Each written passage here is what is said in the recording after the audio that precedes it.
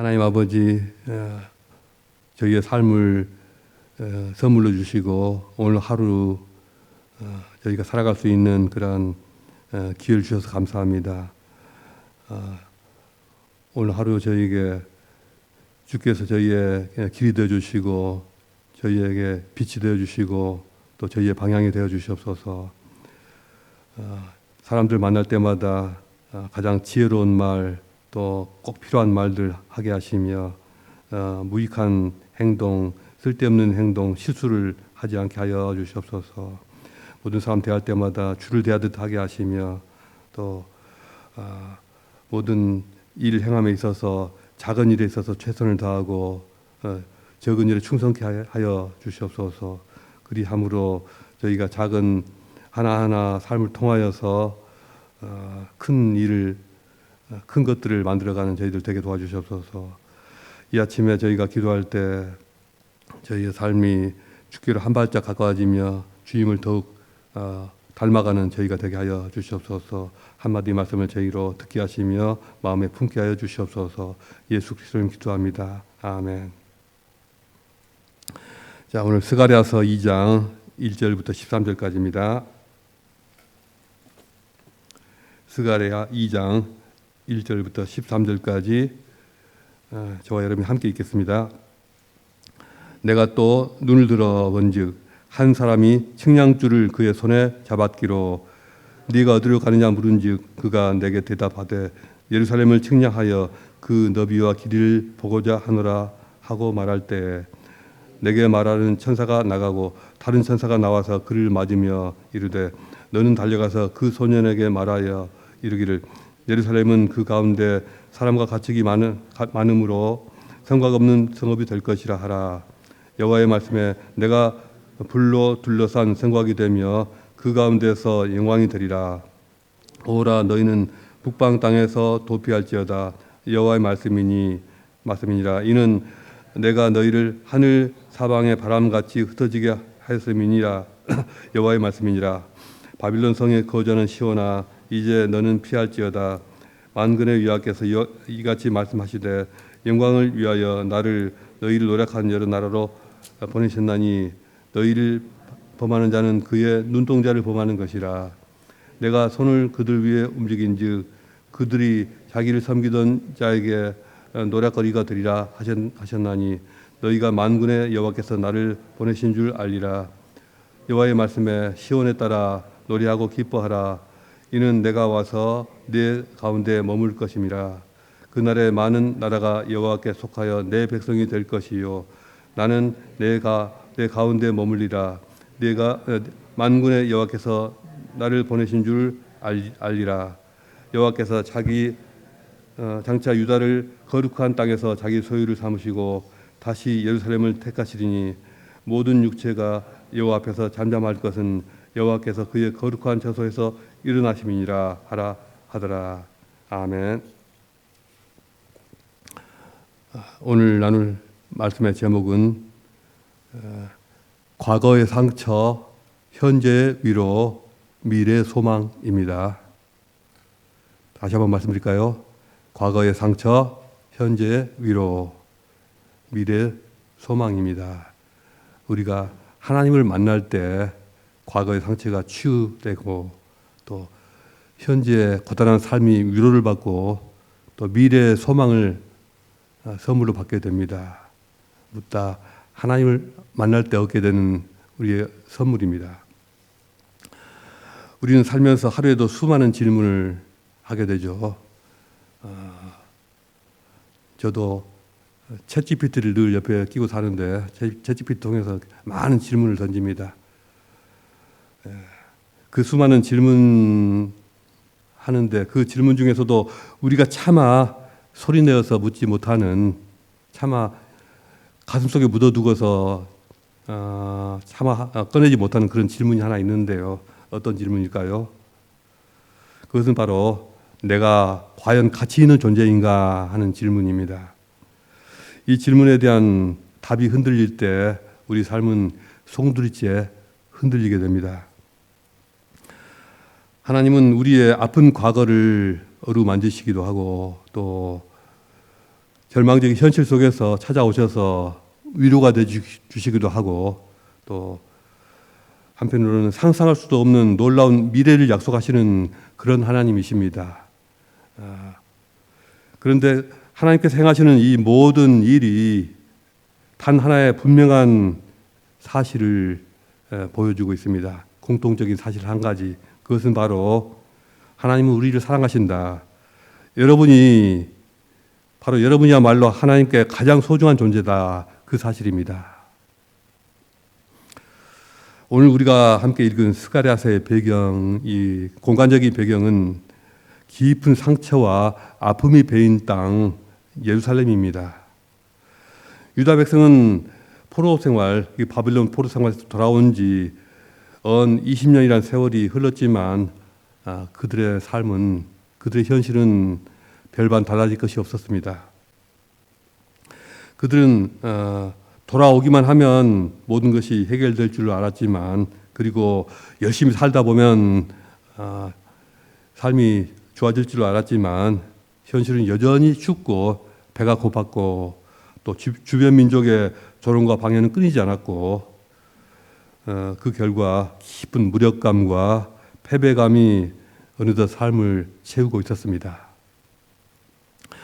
자, 1절과 2절을 보면 한 사람이 손에 측량줄을 잡고 예루살렘의 너비와 길이를 재러 나서고 있습니다. 그 사람은 젊은 청년이었던 것 같은데요. 이것이 무엇을 의미할까요? 그 예루살렘 터를 잰다는 것은 다 무너져 버린 그 현실의 상황을 재고 있는 것입니다. 절망적인 현실을 자신의 눈으로 직접 확인하려고 하는 그런 눈물겨운 머무림입니다.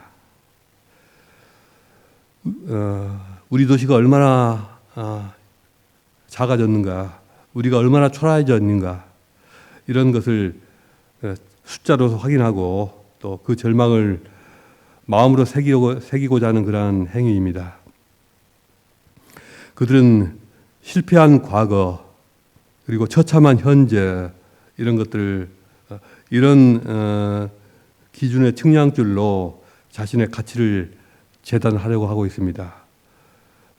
그래서 그 측량줄로 자신의 가치를 재면서 우리는 여기까지구나, 그런 한계 안에 자신을 가두려고 하고 있습니다. 과거에 지은 죄로 인해서 나라가 망하고 또 포로로 끌려갔던 그 깊은 상처, 그리고 돌아왔지만 아직도 너무나도 척박한 현실의 무력감이 그들의 영혼을 짓누르고 있었습니다. 이 모습은 오늘 고단한 현실을 살아가는 우리에게도 여러 가지 시사점을 주고 있습니다. 우리 역시 각자의 손에 나만의 측량줄을 들고 살아갑니다. 어떤 이는 과거의 실패 경험이라고 하는 그 측량줄로 자신의 모든 가능성을 재단합니다. 어떤 이는 전에 깨어진 관계라고 하는 그 측량줄로 나는 사랑받을 자격이 없는 사람이 아닌가, 이런 결론을 내리고 있습니다. 또는 재정적인 어려움, 또 예기치 않은 질병, 그리고 다른 사람과의 비교의식, 채워지지 않는 열등감, 자, 이 모든 것들이 다 우리 자신의 가치를 재는 차가운 측량줄이 될 수가 있습니다. 그래서 그러한 측량줄로 내 자신을 재고 한번 가늠해보니 내 능력은 여기까지밖에 안 돼. 결국 나는 이것밖에 안 되는구나. 내 삶은 이런 수준밖에 안 돼. 이런 결론이 나오는 것입니다. 이 모든 절망적인 자기평가는 과연 어디에서 시작될까요?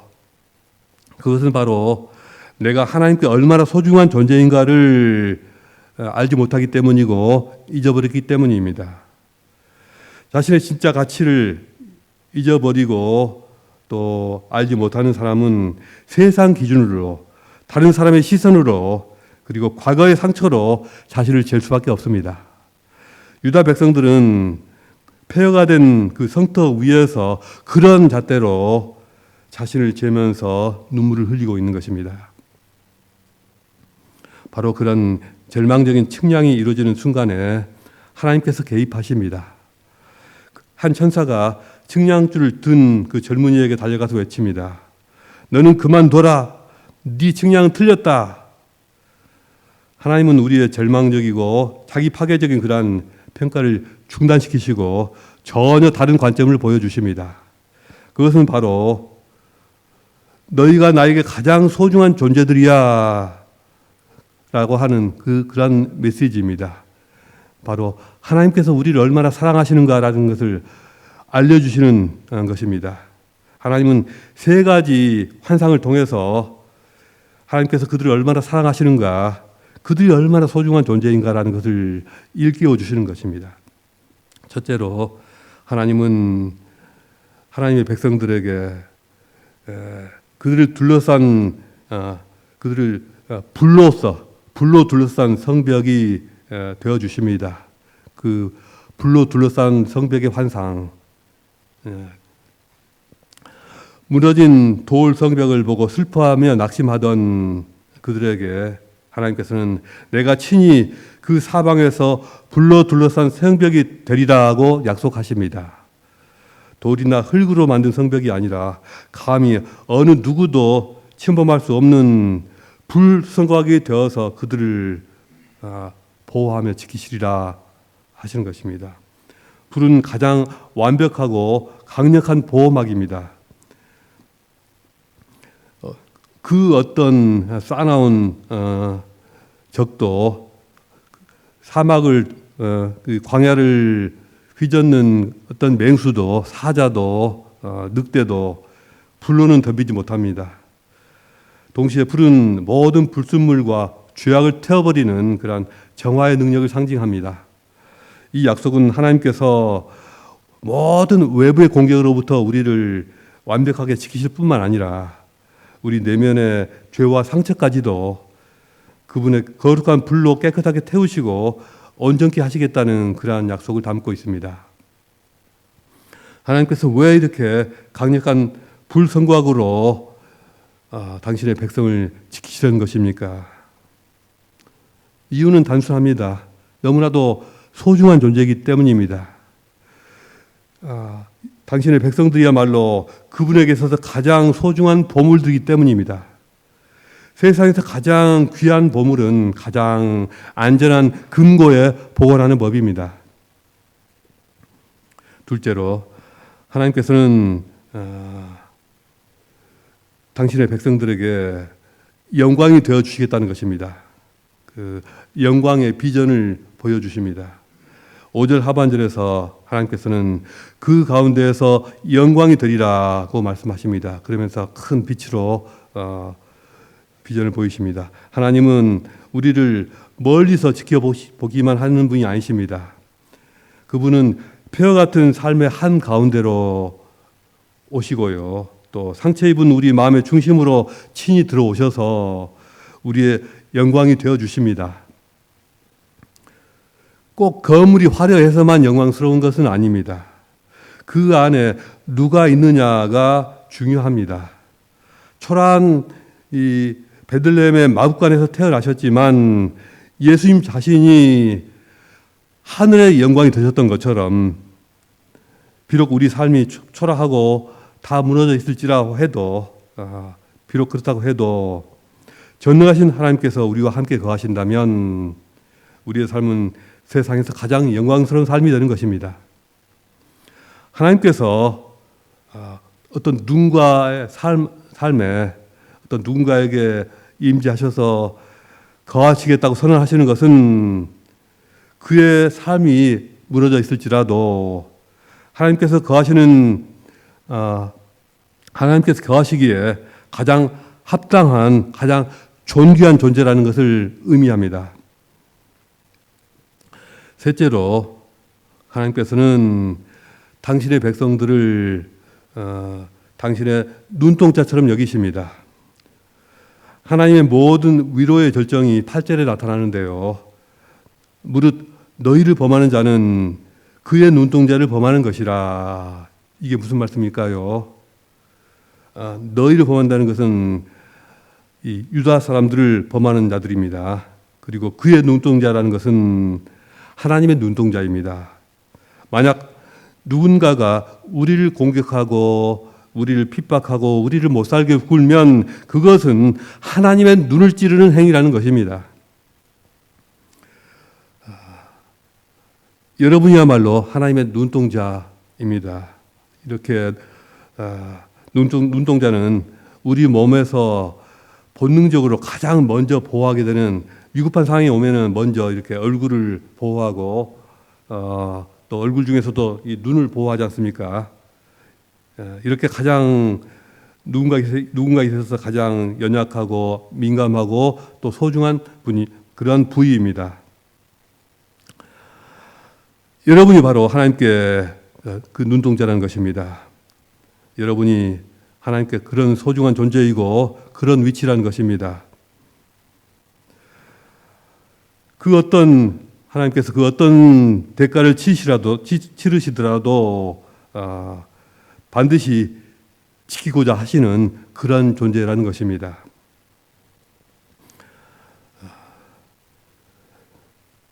과거에 그렇게 실패하고 지금은 초라한 모습으로 있는 그 유대 사람들을 향해서 하나님은 선포하십니다. 너희는 잊혀진 존재가 아니다. 너희는 실패자가 아니다. 너는 나의 눈동자다. 나의 가장 소중한 존재들이고 나의 가장 소중한 보물들이다. 이 음성을 듣는 순간 그들을 묶고 있던 모든 절망의 측량줄은 다 끊어지고 진정한 위로와 회복이 시작되는 것입니다. 하나님께 가장 소중한 존재, 그분의 눈동자와 같은 그런 존재가 된 이스라엘 백성들, 그리고 여러분의 삶은 어떻게 달라질까요? 하나님은 우리의 상상을 뛰어넘는 놀라운 미래 소망을 활짝 보여주십니다. 하나님이 먼저 예루살렘에게 보여주신 비전은 성벽이 없는 도시의 비전이었습니다. 성벽이 없는 도시의 비전. 4절을 보면 장차 예루살렘이 너무나도 크게 번성하여 성벽으로는 도저히 감당할 수 없는 성벽 없는 도시가 될 것이라고 말씀하십니다. 이것은 단순히 도시가 물리적으로 커진다는 의미를 넘어서서 더 이상 스스로를 보호하기 위해서 두려움과 한계의 성벽을 쌓을 필요가 없다는 그러한 놀라운 자유의 선언입니다.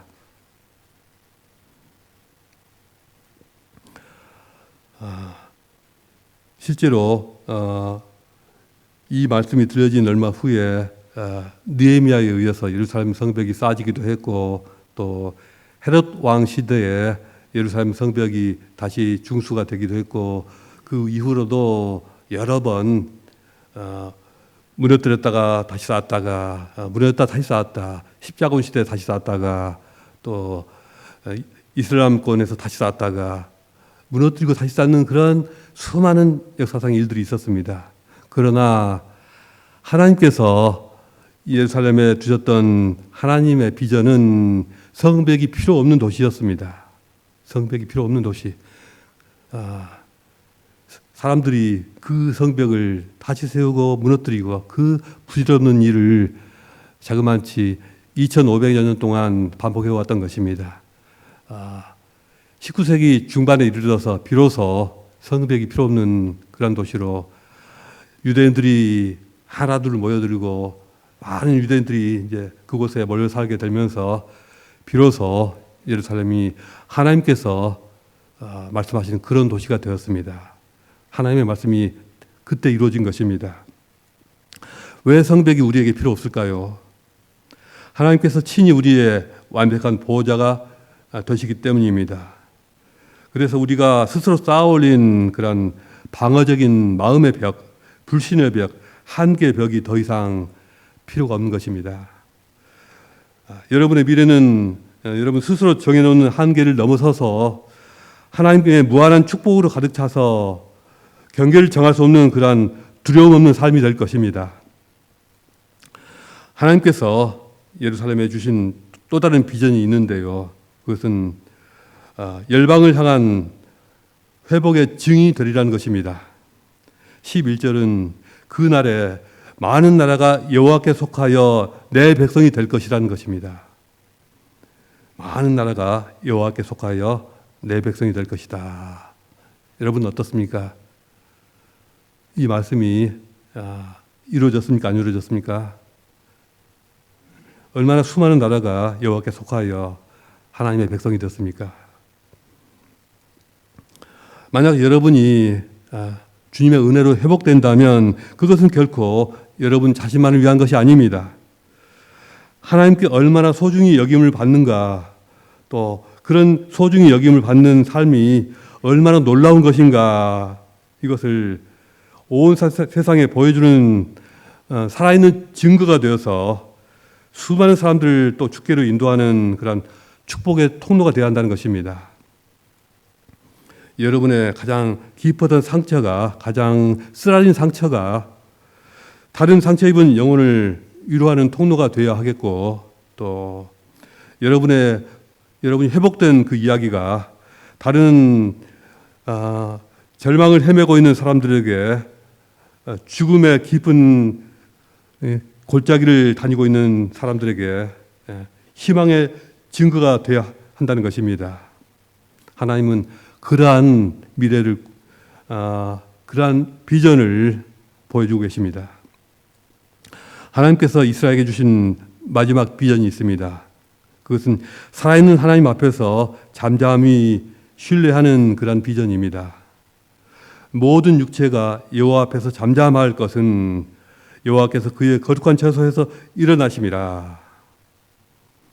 잠잠하라는 이 명령은 측량줄을, 절망적인 상황 속에서 측량줄을 들고 여기저기 왔다 갔다 하면서 초조하게 서성대는 그러한 처음 모습과는 선명한 대조를 이룹니다. 그렇게 서성이고 왔다 갔다 할 필요가 없는 것입니다. 그저 희망적인 미래, 주님께 주시는 그 미래 소망을 바라보면서 기도하고 또 잠잠하게 있으면 되는 것입니다. 하나님께서 그들을 위해서 친히 일어나 일하기 시작하셨으니 인간적인 모든 불안과 염려와 계산과 계획을 다 멈추고 잠잠히 그분의 위대하심을 신뢰하라는 것입니다. 이제는 울지 말고 아버지 하나님의 손길에 자신을 맡기라는 것입니다. 가장 소중한 자녀의 미래를 완벽하게 책임지시는 전능하신 아버지 손길에 자신을 맡기라는 것입니다. 하나님의 사랑은 우리를 과거의 상처로부터 치유하십니다. 그렇지 않습니까? 또 하나님의 사랑은 지금 무너져 있는 저와 여러분의 영혼을 위로하십니다. 그리고 하나님의 그 사랑으로 내일의 새로운 소망을 보여주십니다. 오늘 여러분의 손에는 어떤 측량줄이 들려 있습니까? 여러분은 오늘 그 측량줄을 내려놓으라고 우리에게 말씀하십니다. 주님의 사랑으로 회복되시기 바랍니다. 그리고 그 회복을 통해서 세상을 향한 축복의 통로가 되시기 바랍니다. 그리고 하나님 앞에서 잠잠히 신뢰하시면서 그 하나님께서 여러분의 삶에 이루실 놀라운 일들 기대하십시오. 스가랴 선지자가 보여준 환상을 여러분의 삶으로 만드는 복된 성도님들 되시기를 주님의 이름으로 축복합니다. 기도하시겠습니다. 이 시간 기도하시면서 하나님께서 내 삶에, 우리 삶에 행하셨던 그 일들, 그 치유의 일들, 그리고 나를 위로하셨던 그 여러 일들, 그리고 우리에게 주셨던 그 미래를 향한 비전들, 그것들을 다시 한번 깊이 묵상하면서 주님께 나가는 시간 되겠습니다. 감사합니다.